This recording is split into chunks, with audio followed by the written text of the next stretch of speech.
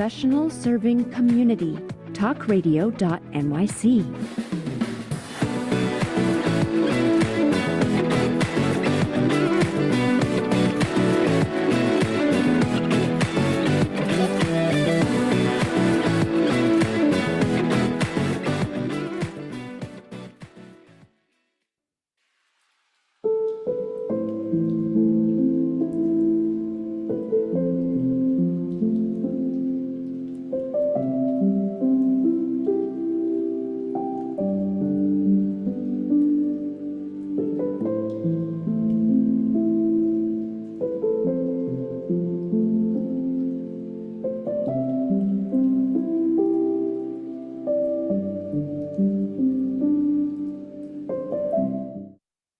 Hello, everyone.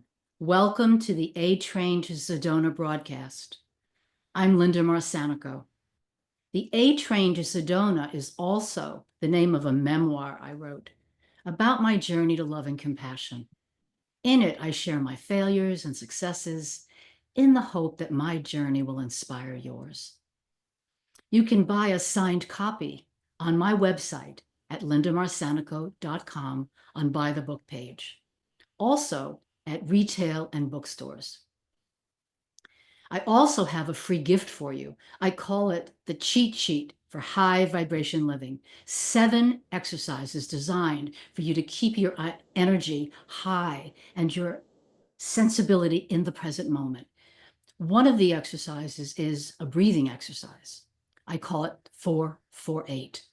Breathe in for 4, hold for 4, exhale for 8. It oxygenates your cells, it reduces your blood pressure, your pulse, and importantly, brings the parasympathetic nervous system to quiet the sympathetic nervous system. You can download a copy on my website at lindamarcanico.com. I have 2 disclaimers. One, that this broadcast does not establish a professional relationship. And 2, that the opinions expressed on this broadcast do not necessarily represent Talk Radio New York City. Today, my guest is Jeremy McDonald. Jeremy McDonald is a dynamic learning and development professional mindset coach and transformational speaker with over 25 years of experience. Holding a master's degree in adult education, Jeremy has led impactful initiatives for top organizations like MetLife, HSBC, and New York Life. He bridges the corporate and spiritual worlds as a new thought speaker, intuitive soul guide, and Reiki Master, empowering individuals to overcome blocks and unlock their full potential. A 3-time best-selling author and host of Mystic Dialogue on Ethereal TV, Jeremy shares thought-provoking insights that inspire personal and professional growth. He is also the co-founder of the Lamplight Group and Spirit Heart Cruise, and a producer of the Beyond the Veil and Inner Temple Symposiums. Known for his empathic approach, creative energy, and transformative healing work, Jeremy is a sought-after speaker and mentor who leaves a lasting impact everywhere he goes. Jeremy, welcome to the A Train to Sedona. Well, thank you so much. That's a great introduction. Thank you, Linda. Thanks for having me. I think we're going to have a very inspiring conversation. I think so too. I'm looking forward to it. My first question is, when you look at your past, your youth, what are the influences that bring you to where you are today? Oh, my mother.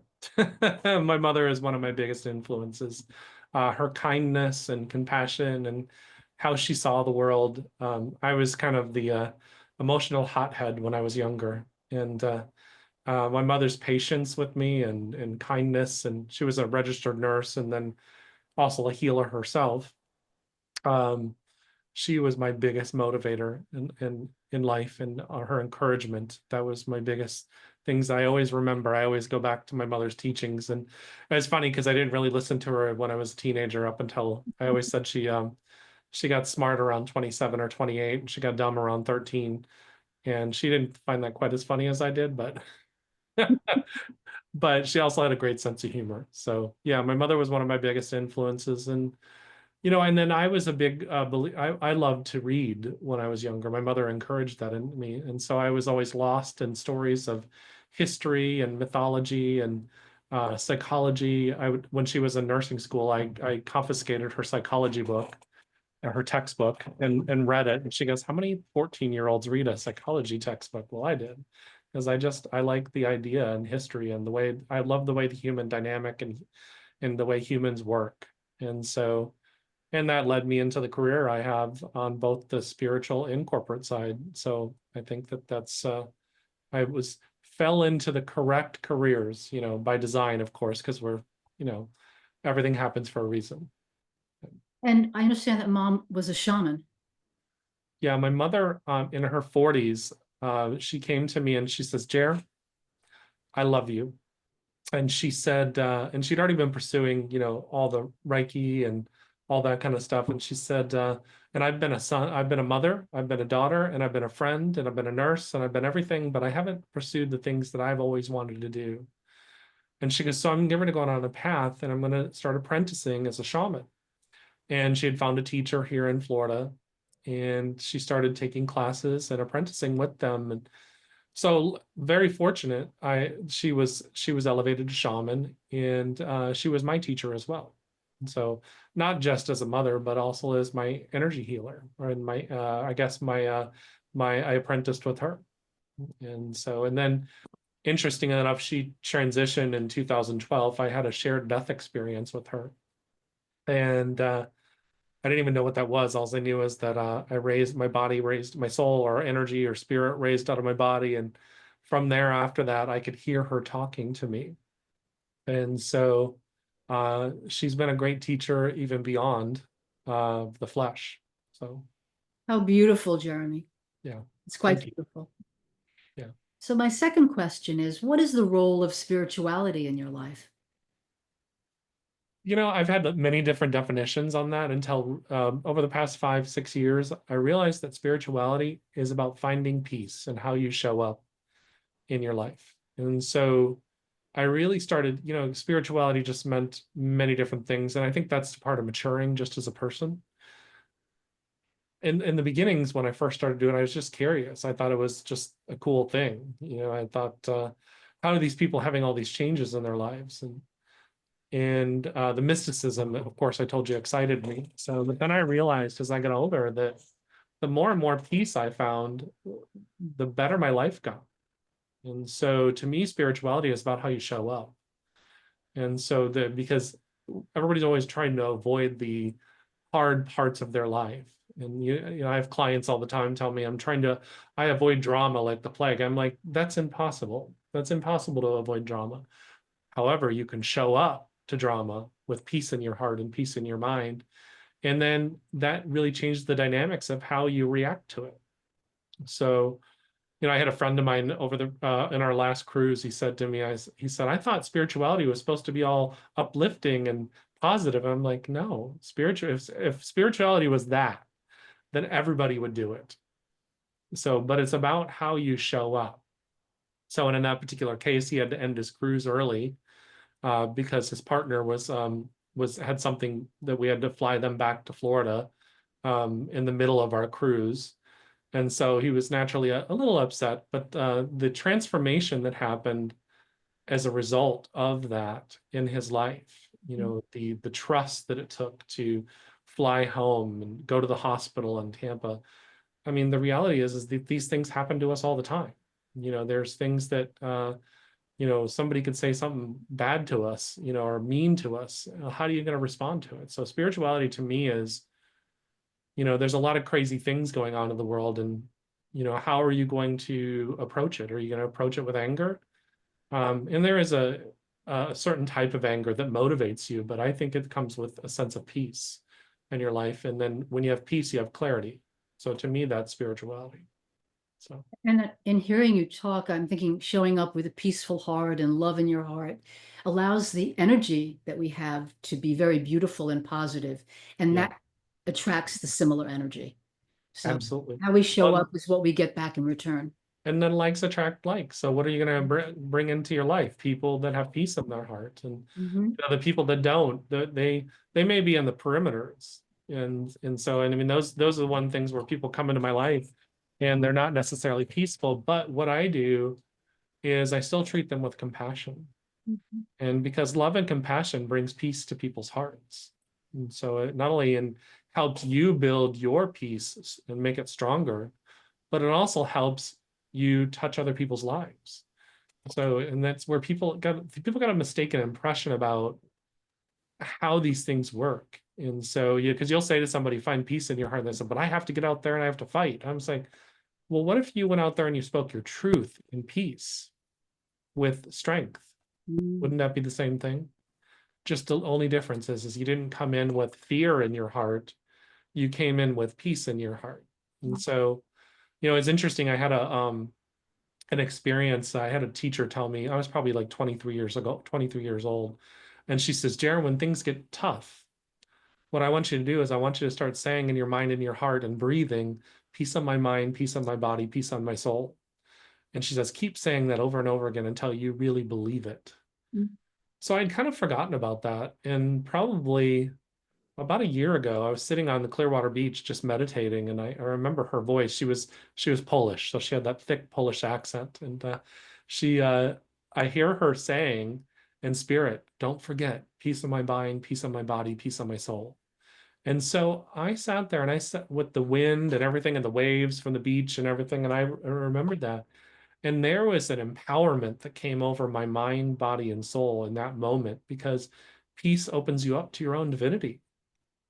And so there's a lot. That's a rabbit hole we could go down, but so I have many questions to ask you because you talk about soul alignment. So I wanted to ask you, how can someone begin to build a relationship with their inner voice if they've spent most of their life ignoring or doubting it?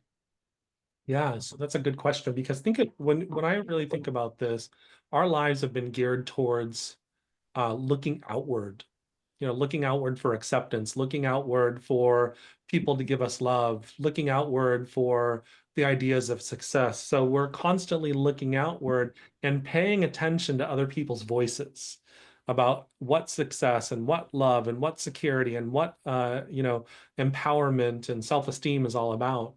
And the reality is if you bring it in and you start looking within yourself and really paying attention. So that takes some work because you've now had all these different voices. I remember my dream was to be I played seven different instruments when I was in high school and junior high and all the way going into college. And my dream was to be the maestro of the New York Philharmonic. Seiji Ozawa was one of my big heroes when I was younger. Well, anyways, long story short is I had my grandmother's voice saying, well, that's going to be really difficult. So I lived with that voice for a very, very long time. Now, very well intended, not meant to be mean or harmful to me at all. But the reality is then when I started saying, Grandma, I love you, but I'm the one that's living now. And now I'm 51 years old and I get to live life the way Jeremy wants to. And so then I started saying, well, show me the next. And I started paying attention. What ends up happening is when you start saying no to voices that may be well-intended but limiting, and you start listening to that voice inside, there's two voices. And the old story says, which wolf are you going to feed? The dark one or the light one? And I always say the fearful one or the one that's full of love and the authentic love. And so when I start serving that authentic love and making choices and setting boundaries in my life, then what ends up happening is then you're really starting to listen and that inner voice starts going, finally, finally, I wanted a relationship with you all this time. And then you start listening more. And then one day you'll hear this soft, loving voice and you'll be having a conversation with it. It took me a good 8, 9 years to get there. And finally, when I heard it, I was like, wow. And it doesn't have to take that long. I'm just saying that I was a very stubborn student. So, but once you get there, it doesn't matter how long it took. This is so true. So Now, we are getting ready for a break, Jeremy, but when we come back, I would like to ask you about the common signs that your soul is trying to speak to you. How do you know it's not just your mind? So listeners, we'll see you after the break with this very impressive question. good. Are you a conscious co-creator? Are you on a quest to raise your vibration and your consciousness? I'm Sam Leibowitz, your conscious consultant, and on my show, The Conscious Consultant Hour, Awakening Humanity, we will touch upon all these topics and more. Listen live at our new time on Thursdays at 12 noon Eastern Time. That's The Conscious Consultant Hour, Awakening Humanity, Thursdays, 12 noon on talkradio.nyc.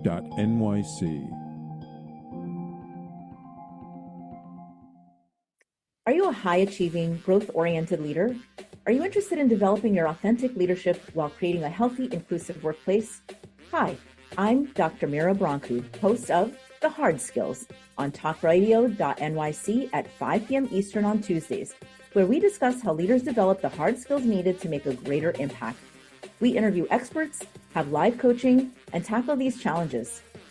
Listen to The Hard Skills on Tuesday at 5 p.m. Eastern on talkradio.nyc. You're listening to Talk Radio NYC. Uplift, educate, empower.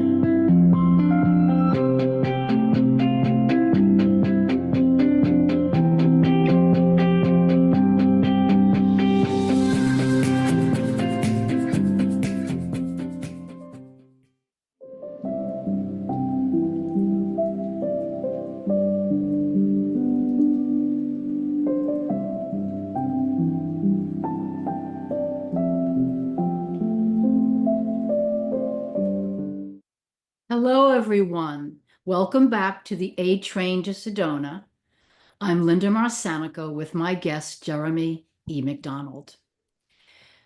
As I promised, I will be asking Jeremy the following question.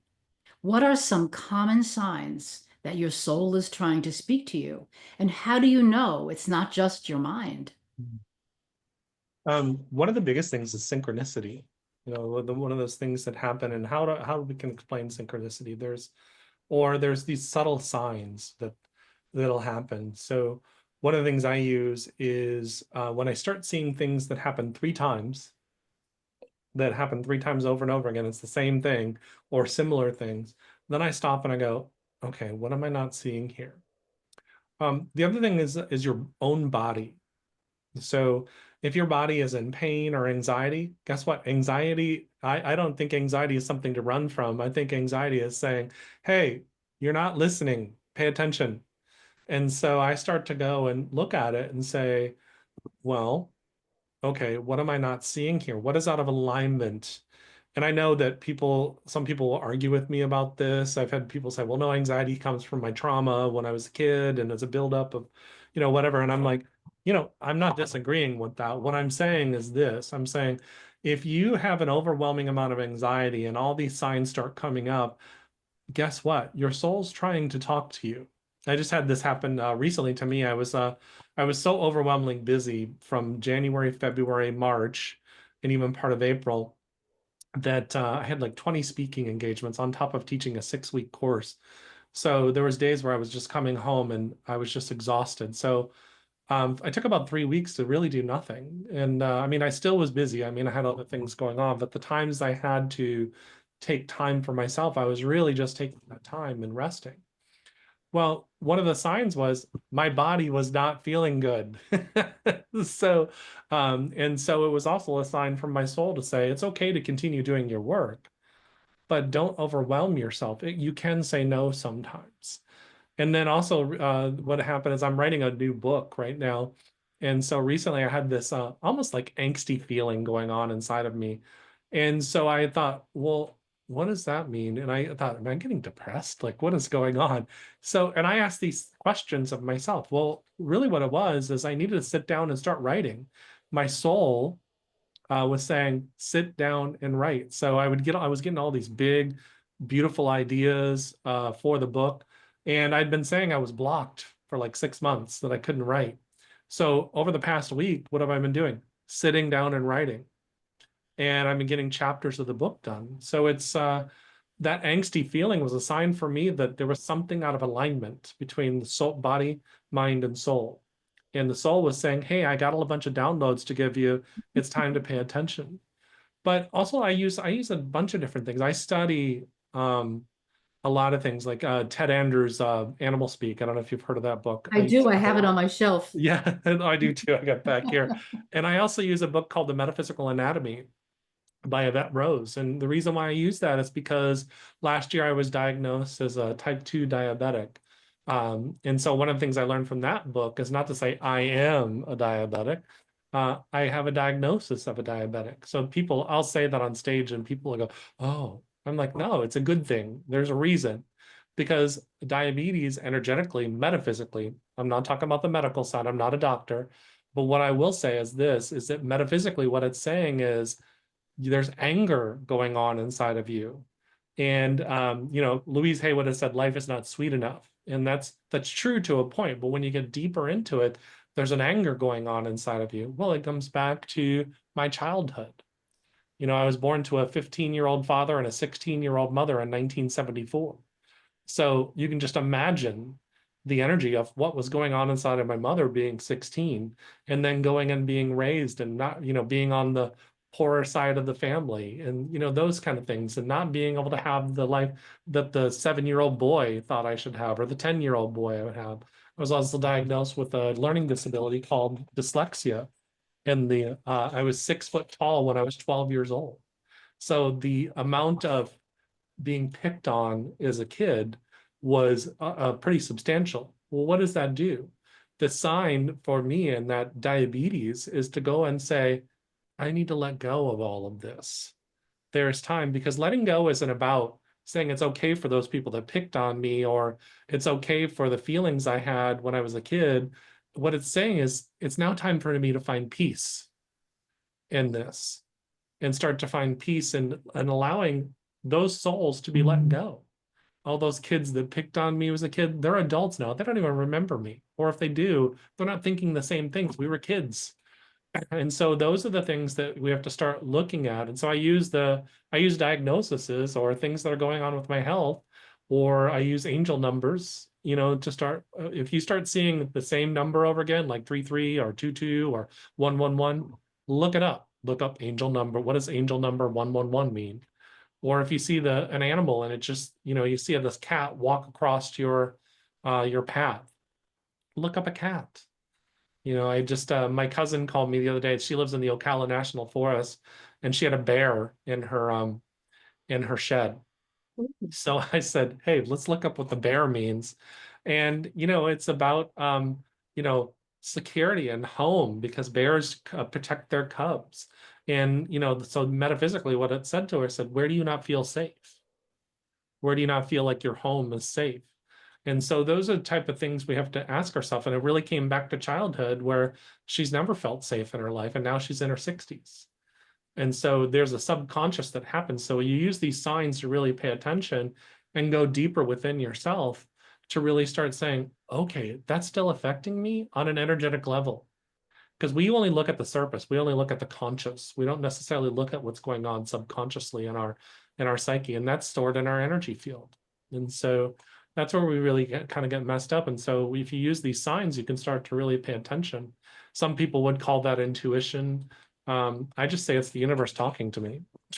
It reminds me that we're never really alone on this path. We have nature helping, the universe directing. And when we're open, we get many prompts. There was one woman who wrote, she was walking down the street, a car swerved, a book fell out. She picked it up and it changed her life forever.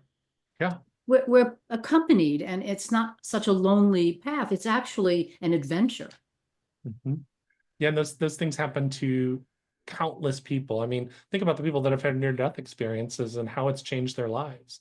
And or it doesn't even have to be that profound. Like I say, the ordinary daily things can be just as profound as the metaphysical or spiritual things.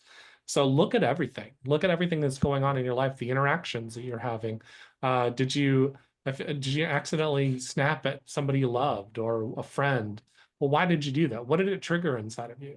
And so, but what we do is we look at it and we, of course, apologize, but then look at it and say, well, what was that all about? Self-awareness is the key, I think, to really healing ourselves. Well, we've been, like I said before, we've been taught to look outwards and create this persona that we're all, great. As a spiritual teacher, when I first started, I had one teacher say, don't talk about all your vulnerabilities because people will use that against you. And I'm like, I think we should be vulnerable on stage as speakers and teachers, because that makes us real. And it tells the people that are sitting in the audience that hey, this person went in the same path that I'm facing right now.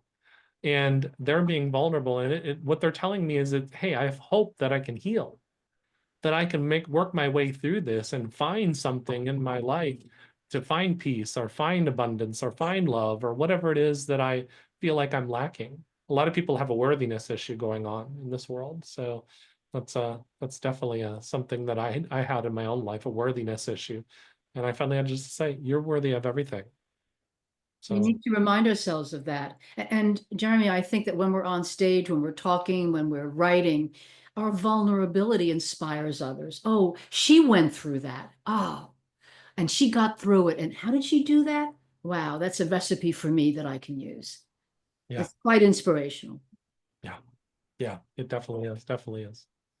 Now, I know we're getting ready for another break, and we'll have a question when we come back, but I'm just looking at your backdrop, how beautiful it is. We were talking about that before. There are two dolphins, yin and yang. Could you just tell us a bit more about it? Yeah, so, well, first of all, I'm a Pisces, so I was really just drawn into it, and I love dolphins, and I have a whole story about dolphins, but that'll take another 15 minutes. So, but the idea is that I was a speaker at this event in Sarasota, and I walked up to the vendor and I said, really like that, how much is it? And she goes, well, it's really not for sale. And she goes, but I was like, all right, well, okay, thank you, it's beautiful. So at the end of the weekend, she gave it to me. And so it's gonna be the background for my show on Ethereal TV. And so there's parts of it, you see the balance there in the background, but it actually has this beautiful stuff, and I got some Archangel Michael stuff that I'm going to hang on it. So I'm waiting for those to come in the mail. But yeah, I love it. It's really about the yin and yang, the balance within all of us. So. And I see something behind the dolphin that's on the low side, a circle. Is that the moon? Yes. Yeah. Yeah, it's the moon and the sun. There's the sun and the orange, and then there's the moon and the upper part of it. So what I'm looking at is the sun, the one that's right on your right side next to your eye. Next to the dolphin's eye is the sun. Yep. So you have yin yang, male, female, you have a lot going on. It's quite beautiful. It really just brings joy to me, and the story behind it is just, I think, gorgeous. And so the funny part is I have the balance. I couldn't figure out how to hang it up. I'm not super good with that kind of stuff. So I had my friend Michelle come over and said, I need you to help me get this balance. And she just laughs. She just laughed. She goes, that's why I'm in your life, dear. And I just bought her dinner. And so it was fun. So, it's a lovely exchange. Yeah, absolutely. Now, I see also some circles outside the main circle there's a black background with little circles and half circles. What do they represent, Jeremy? I always think of those as like the bubbles in water, because the dolphins are floating, and they could be the cosmic bubbles. When you really look deep, when you find that balance within, and that's a whole other story. Like in the Bible, where it says their path gets narrow in Matthew 7, I always see that as the balance, like you're dancing with God. And so, if you let God lead, God will swing you, and you'll never fall too far on either side, and you'll always be in balance. So when God swings you one way, you'll gather the lessons and opportunities from that side, and you get this cosmic awareness. So nice. Then those are the different thought bubbles, or in the cosmos, I guess, or fractals, whatever you want to refer to it as. So all of it is lovely. Thank you for that. So we are going to take a break now. When we come back, listeners, I'm going to be asking Jeremy, can you share a time when listening to your soul completely changed the course of your life, and how you knew it was the right choice? Stay tuned, listeners. Let's take it away for a break. Were you an essential worker during the pandemic? If you needed to learn stages of epilepsy, did you depend on advocates? Did you use new innovations to cope with mental and neurological issues? Maintaining high quality of life and keeping good mental health are what we all strive for. I'm Frank R. Harrison, host of Frank About Health, and each week top healthcare influencers, professionals, and innovators answer these questions and more. Stay tuned on Thursdays at 5 p.m. on talkradio.nyc, and I will continue to be frank about health with all of you. Ready to serve up success with a splash? Hi, I'm Bruce Kramer, aka the corporate cockroach. I'm the Renaissance woman, Angie Snowball. And I'm your strategy doctor, Dr. Lamplight, inviting you to serving up success with a splash. Join us as we shake things up with real talk and real strategies centered around awareness, action, and accountability. And yes, there really is a cocktail involved. Please join us and sip your way to success. Serving up success with a splash, where wisdom meets happy hours. Cheers! Cheers. You're listening to Talk Radio NYC at www.talkradio.nyc. Now broadcasting 24 hours a day.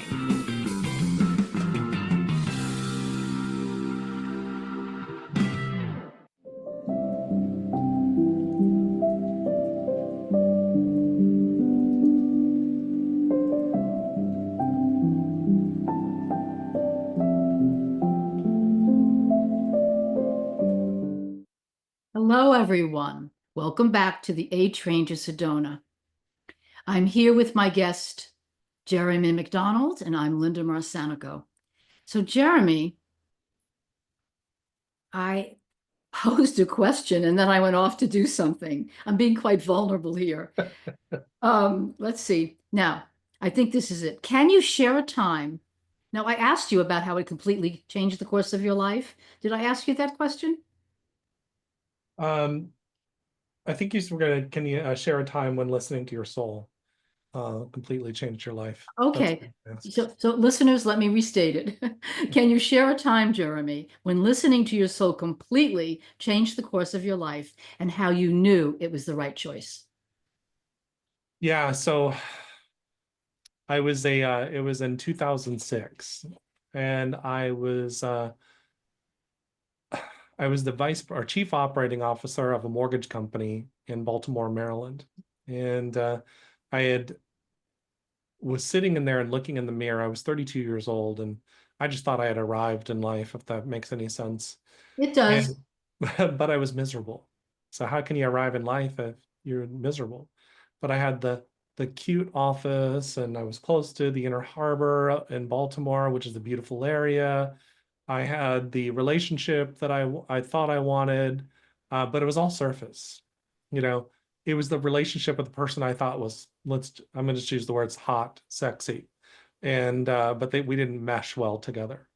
And it was the title I thought that I wanted, the office I thought I wanted, and the cute little place to live and all that other kind of stuff. And I would buy everybody drinks at the bar. And, you know, I just thought I'd arrived in life. But the reality is I was feeding, those were all distractions from what was going on inside of me. And so I remember looking in the mirror one day and thinking, I'm miserable. And my soul said, are you ready to hear and listen? And I thought to myself, yeah. And I had literally just a year beforehand, I'd been studying metaphysics at that point in time for probably, I guess, 10 years. And in the last couple of years before that, I had watched the movie What the Bleep Do We Know and The Secret and all that other kind of stuff. But I really hadn't really resonated. I mean, it was life-changing in a sense, but I really hadn't really studied it.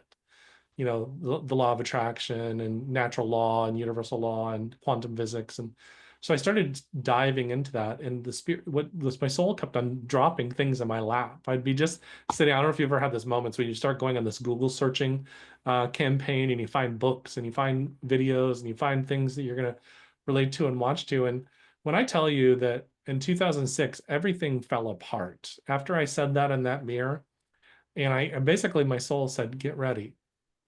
So within 3 months, I was I'd moved to Pennsylvania for a short amount of time to live with my family.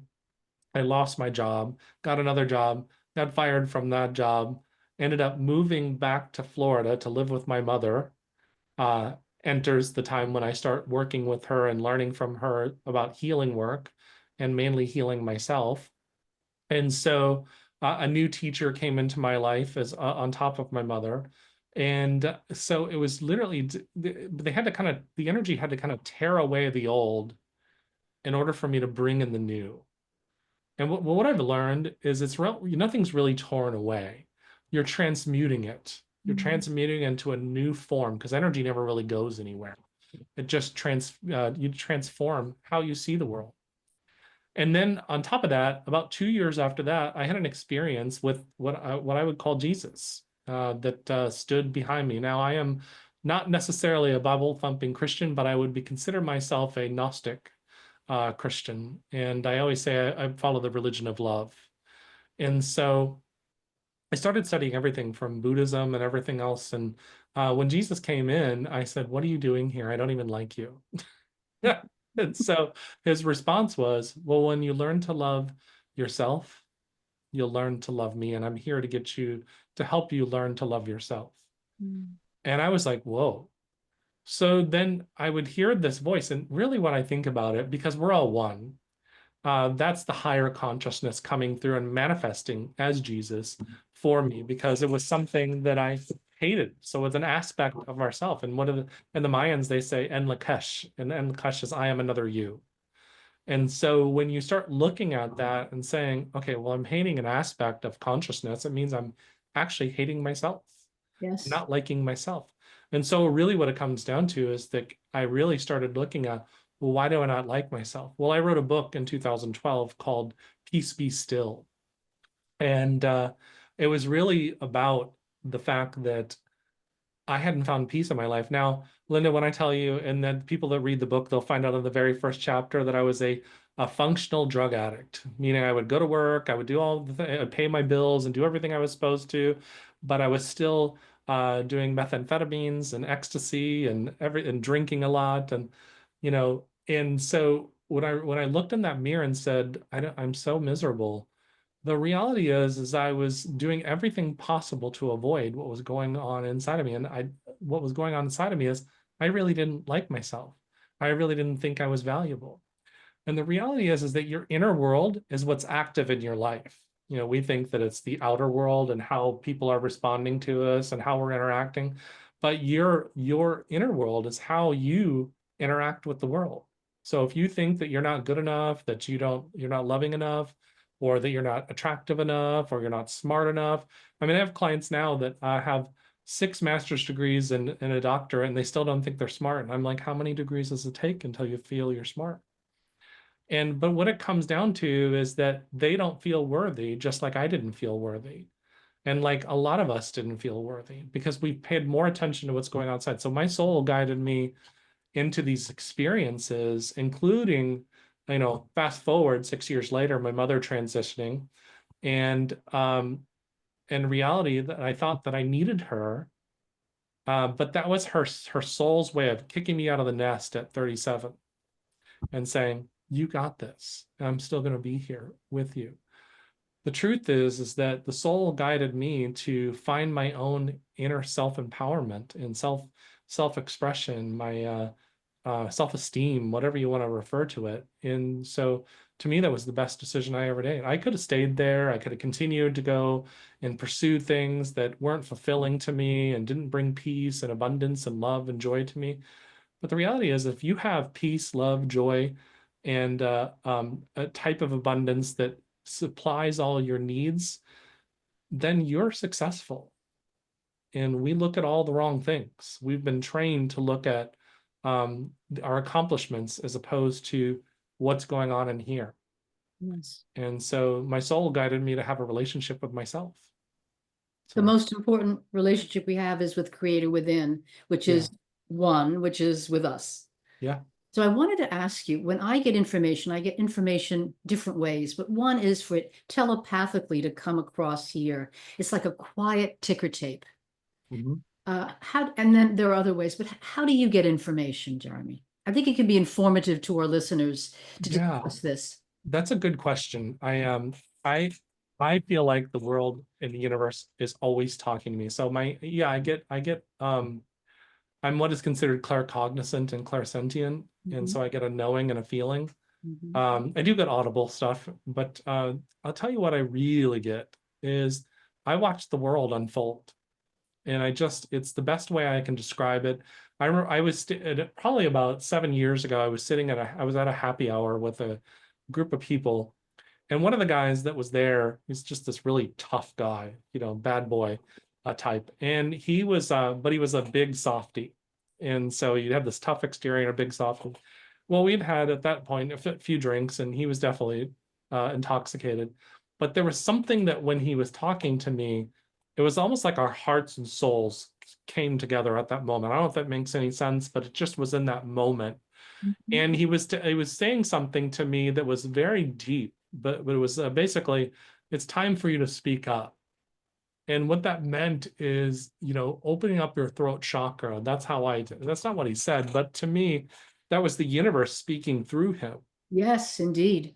And it resonated with my soul. So the reality is that this world is talking to you all the time. So if you get that moment where you can really, it's almost like the whole world stops and you're really in this moment where you're interacting with whatever it is. I had another experience like 3 months ago, and I was walking downstairs and I went outside and I saw a bluebird that had literally fallen on the ground. And it was flopping around on its back, and it freaked me out. So I was just like, I put my hands over it because I didn't know what else to do to give it energy. And so after about 10 minutes, it flipped over on its side, but it was breathing. It was really heavy breathing and laboring for breath.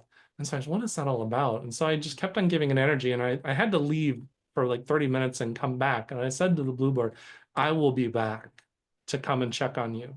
So I went back upstairs, came back down 30 minutes later, and I went to go try to put my hands above it again to give him more energy. But this time it wasn't laboring for breath. It was just sitting there. And it jumped up and flew off. And so I was, and I remember there was another bluebird that was squeaking and screaming. Like you could just tell it was scared, because you find out when you look up Ted Andrews, a bluebird is about family and love, but it's also about, don't forget about joy. What's the point of pursuing all these goals if you forget about joy and happiness and connection with the people that you love and family? Well, bluebirds are all about family. So when I looked that up and I realized I'm working towards all these goals because I feel like it's a mission. But the reality is that divine timing, divine order, divine plan, make it easy. And here's the other cool part about that. A few weeks later, I was teaching a class. And there was a gentleman there, and like I mentioned before, I used to play several different instruments. Well, all my instruments were stolen from me right about that time in 2006. My entire storage locker was raided, and a bunch of things were stolen out of it. One of them was a Gibson Les Paul guitar. Well, this man, I said, one day, if I was meant to come back into my life, it'll come back. Well, this man gave me an Epiphone Les Paul almost 20 years later. I haven't played in 30 some odd years, but the reality is music has always brought joy to my heart. And so what have I been doing? I've been practicing and getting back into playing guitar, because don't forget about joy. Because what if you arrive at your goal and you get there and you forgot about joy? What was the point? Absolutely. Kuan Yin, through the woman who channels her, Lee Lysak, always says, create your energy through dancing and playing. Joy, it creates the most wonderful energy. And we do want to be creating energy because the earth really needs the solid energy. Now, before we take a break, I'm very interested to know what the instruments are that you play. 6 instruments, Jeremy? You're tremendously gifted. I played the bass trombone, I played the trumpet, I played the guitar, the piano, the saxophone, and I played the clarinet. So I just, I'm one of those types of people that when I want to learn, I want to learn. And so what music did for me, I've been on 3 tours of the United States, 2 as a musician in drum and bugle corps. So I played the contrabass and the euphonium, and I toured all over the country. And then I also did 1 tour as an author. So somebody asked me, how did you do all that in your life? I said, well, I never had kids. So I had plenty of time. Did you take lessons in these instruments? I took lessons in trombone. The other ones I got books and I started teaching myself. That's one of those things where I was the trombone and the guitar were more of my instruments. The trumpet was I could play okay. I wouldn't say I was an expert at it, but I could play it okay. I just kept on picking up instruments and trying to play them, and I thought it was fun. And so, but I'll tell you what it did for me. Music gave me a self-confidence that I would have never had if I hadn't actually explored my musical side. And so performing in front of 20,000 people at Foxborough Stadium really helps your self-esteem because you either do it or you don't. Well, you certainly have a gift for it. And it reminds me that Eric Clapton, the great musician, taught himself the guitar. You just have that gift and you go with it. It's a wonderful thing. Now, I'm advised that we're ready for a break. When we come back, Jeremy, we're going to talk about why do so many people feel stuck when it comes to making decisions, and how does soul guidance help dissolve that fear? Okay. Take it away. All right, awesome. We'll see you back at the break. Yes. Hey everybody, it's Tommy D, the Nonprofit Sector Connector, coming at you from my attic. Each week here on talkradio.nyc, I host a program, Philanthropy in Focus.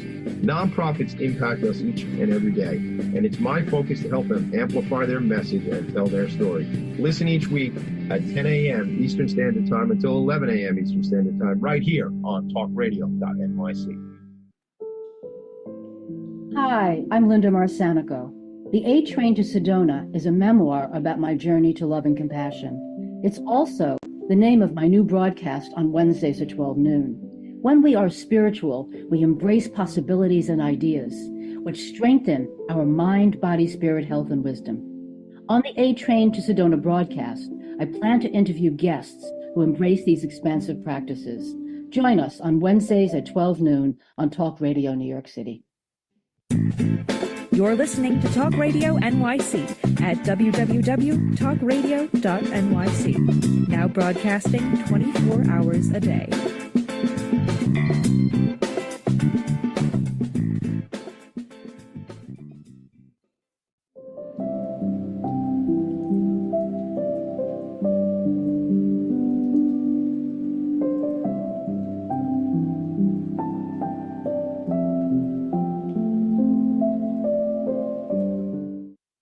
Hello, everyone, and welcome back to the A Train to Sedona broadcast. I'm Linda Marsanico with my guest, Jeremy McDonald. So, Jeremy, why do so many people feel stuck when it comes to making decisions? And how does soul guidance help dissolve that fear? Yeah, so one of the things that people do, like I mentioned earlier, is we've had traumas in our life where, let's say that you made a decision, it didn't work out. Or somebody's told you that was a dumb idea, or, we think it's going to be too hard and we don't want to take that step, and we get caught up. And then, I get clients all the time that sit in front of me and they say, well, I'm just afraid of making the wrong decision. And I said, I always tell them, I said, well, that's going to happen. The reality is you're going to make wrong decisions. And if you think you're not, then you're misguiding yourself. However, when you make mistakes, don't look at them as a failure. Look at them as the opportunity to help yourself grow into who you are. When I went on my book tour in 2012, I went 22 states. I sold a little over 2,000 books. And so by all rights, a first-time author, that was pretty successful. A lot of first-time authors, they publish their books and then they buy about 50 of them, they sell them to their family and friends, and the rest of them sits in the garage or in storage for many years. And that's not to put them down, but that's just kind of what happens. And so, but when I came back and I had to go back to work, there was a part of me that was like, oh man, I have to go back to work. But the truth is that success came from just taking the leap of faith and growing from it. I knew nothing about getting a book out there. And I just happened to run into my publicist by accident. and have the same publicist that Neil Donald Walsh has, and Richard Bach and several others. And she's taught me more about this business than I could have learned without her. And so what ends up happening, took the step, made the mistakes, and then somebody was already in my life and helped me through all that and taught me every step of the way. So was that a failure or was it a success? And I want to say it's a success, because then I started looking at more and started looking at things that I could do to improve, and how I could build my social media presence, and how I could do these things. And so, and then my other books that have come out, which have been in collaboration books, those have been successful. And so when you start looking at things, instead of saying, well, that was a failure, don't do it anymore, say, well, okay, how do I refine that and grow that? And your dreams will morph into new things. They will literally grow. What I thought was going to be what I was going to do back in 2006 is drastically different 19 years later. And so allow yourself to shift through all that. So what ends up happening is the soul's trying to say, hey, I call it like lily pads, like a frog jumps from one lily pad to the next, and you go from that lily pad to the next, and you start to grow with that. And you start saying, wow, that's really cool. That just happened. And then I'm writing a book right now, another book with a group of friends of mine. And I won't say the word because I don't want to cuss on your radio station, but you can't make that S up. And it's basically because the reason being is because I know all of you have had things happen in your life and you're like, did that just happen? And how did that happen? Well, spirit. So to go back to I believe your original question that was about, when to follow your soul, and why are we stuck? Well, we're stuck because we're stuck in this idea. It's called cross-purposing, where you have two minds on everything. Well, I really want to do this. My heart and soul says this, but my mind and all my programs say to go this way. That's what's called cross-purposing. And it's interesting, in the Bible, it says you can't serve two masters. So you're trying to serve these two ideas, but they don't work. And because it's like having one foot on the brake and one foot on the gas, the car's not going anywhere. And so, but if you just allow and do the dance, so to speak, like I was talking about earlier, and allowing the universe to guide you and swing you and grow, help you grow and understand things on a greater level, you're going to have so much success that it's almost over. It'll be, like I said, at the beginning of this year, it was a little overwhelming. But the universe never gives you anything that you can't handle. And even through that success, that is a new lesson, because the opportunities and the lessons, as Charles Fillmore said, spirituality is a lifelong process. You never just arrive. The soul is constantly growing. The universe is constantly expanding. So why wouldn't you constantly expand? And so that's what's exciting. So instead of getting stuck, get excited. And start saying, I'm going to make mistakes. I'm going to have things that happen. And each one of those are exciting. So now what I do is when I make what I would consider to be a mistake, which is really an opportunity, I'm like, ooh, I'm excited. It's something to learn. It's something I get to discover about myself. And what amazing things is that? I was traveling for a year and a half and kind of renting out a room from a friend here in Florida. And had what I would consider to be my dream apartment, and I had to let go of it and move into that room. But I was traveling. I went out to Colorado, California, all these other different things, and lots of speaking engagements and things that were happening. And so that was all going. And then at the beginning of this year, I was like, it's time for me to get a place to live. I really want my bed back. And so I was sitting there holding on to this one complex apartment that I knew I should apply for, but everybody was saying it was like a year waiting list. And so even when I came in, there's like, it's a year waiting list. And so I finally just put the money down, the $50 for the application. And Linda, they called me in 1 week and said, we have an apartment available. And so that's one of those things where you have to say, you can't make this up. That was the universe said, it's time for you to have a place. Well, what happened in that year and a half? I was humbled. I learned a lot about myself. I learned that I was taken care of. Living out of your car, traveling and going to different places and having your car with just clothes in it and not necessarily organized is definitely a lesson in where your mind and energy is at. So yeah. How courageous of you to embark on that, and how beautiful for universe to give you what you needed in a week to know.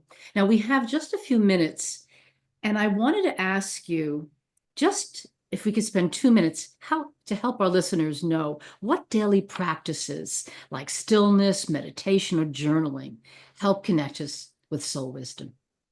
Yeah, and that's one of those things where your soul is always talking to you. So start journaling, even if it's just a few minutes a day, to write it down. Meditate, set a time for yourself. I have 5 to 10 minutes every morning when I wake up, and I just lay there and I just breathe. And before I even get my coffee or get up and do anything, I just spend 5 to 10 minutes waking myself up and just breathing. What it's doing is it's relaxing my energy in my body. And I always say, then I say to the universe, I say, surprise me.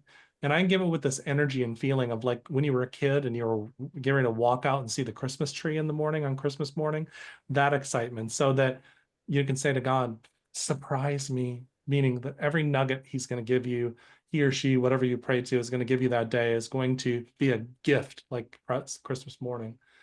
And then I go throughout the day and I have a conversation. It's like a walking meditation all day long and saying, hey, thank you so much for that. Thank you so much for that. And then at the end of the night, I meditate for at least an hour to 2 hours every night. It's my reward to myself. I also take a walk, 2 or 3 times a week in nature, so that it connects me, and I'll touch the trees and I'll do everything. And so it really gets me and my mind quiet. And so what it does is it gives you a better relationship with yourself. But we're constantly out doing. I got to get the laundry done. I got to get this done. I got to get this done. You can take 5 minutes for yourself. And people will say, well, it's impossible. And I will say to the ego, because the ego wants to be constantly active, I say, you can give me 5 minutes of quiet. And so the inner ego is like, okay, I'll give you 5 minutes. And well, you're the boss. Yeah. And so, well, it's my body. That's the way I look at it. And so I look at it, and I've been just as busy as everybody else, but you have to take that time for yourself. Otherwise, you're not being guided by the soul. Then you're caught up in the world as opposed to being in flow with it. And Indeed. so that's and it also helps you pull up all the things that have been blocking you. So yeah. So Jeremy, as we come to the close of our conversation, how can people find you? So my website is very easy. It's jeremymcdonald.net. And it's JEREMYMCDONALD.net. And on there is the links to all my social media. There is, you can get onto my mailing list on there. I have workshops on there. I have my Inner Temple Symposium recordings, one with Marie Diamond from The Secret. I've got one with Raymond Moody on there as one of our keynotes. There's lots of cool different products and things that you can get. You get my book there. But more importantly, you just want to connect, just get on my social media. And we'll connect and interact and engage with each other. So. Well, Jeremy, thank you so much for being my guest. I'm sure that our listeners will be very enlightened to hear all that you had to say today. Thank you so much. It's been a pleasure. It's been a pleasure. Next week, listeners, my guest will be Candace McKim, a very spiritual woman who talks about many spiritual things, including intuition being a choice. So we'll see you next week. Bye, everyone. Thank you.